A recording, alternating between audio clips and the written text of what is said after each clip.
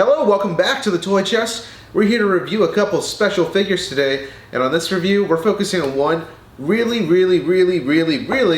super asked for figure for the longest time, I guess, and that is the deluxe Zeb Orrelios.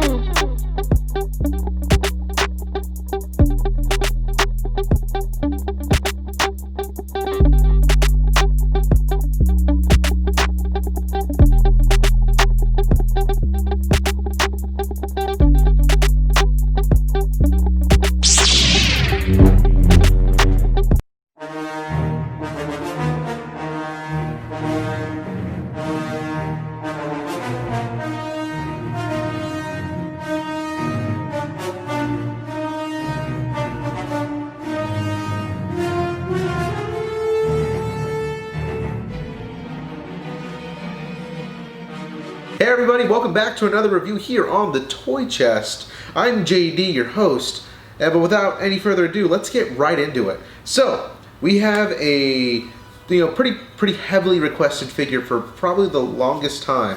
I know when the Black Series Rebels came out about a year ago, everyone wondered how they were going to do Zeb, because I don't know if you know this, or if you've seen the animation, or if you've seen the Clone Wars or any of the comics, you see that the Lasat race, which is the race that Zeb is, they have these like weird crooked joints. Not to mention that, but he's almost twice the size of like Ezra.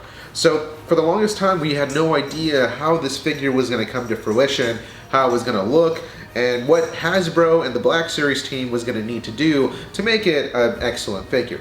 Well, I sit here today and I can tell you that he's good. He's alright. He's alright. You're probably wondering why the hesitation. So, I commend Hasbro for trying to bring Zeb to action figure form. In fact, when we look at the figure, a couple things stand out. His little bow rifle has these little detachable static electricity effect peg things. Also, it's got these two extendable I guess I would call them handles or triggers for the gun or the bow rifle. It fits in his hand pretty sturdily, but as far as any kind of accessories go, that's the only thing that comes in the box. You can put his bow rifle on his back, as so. And I mean, honestly, as far as accessories goes, that's pretty much it. When we look at the figure, this figure reminds me a lot of those deluxe Marvel Legends figures, like Venom or Venompool, or the Juggernaut. He's got a lot of the weird clunky joints, and you can even see that his articulation is pretty great. He has a full 90-degree spread on his arms. Granted, you do have to click his shoulder in there, so it might not be good for it over time. The detail on this figure is, I'd say, above average. It's clearly Zeb, just from the paint job and the paint scheme, and I don't see any part of the figure that looks like it'd be underwhelming. I don't know about you, but my figure has a little bit of extra flash here on the chin. I don't believe his head comes off, and if it does, I don't want to try because it doesn't look like it's on a traditional ball joint.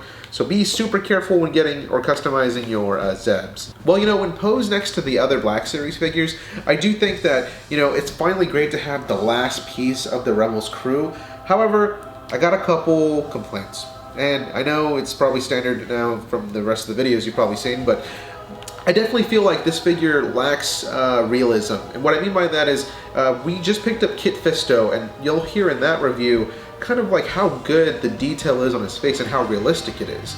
But when we get to Zeb, he looks like a cartoon come to life in the figure, which I guess is okay, but the rest, it's kind of weird because when the Rebels crew first came out, they all kind of had goofy sculpts and weird goofy faces, Sabine being probably the biggest culprit there.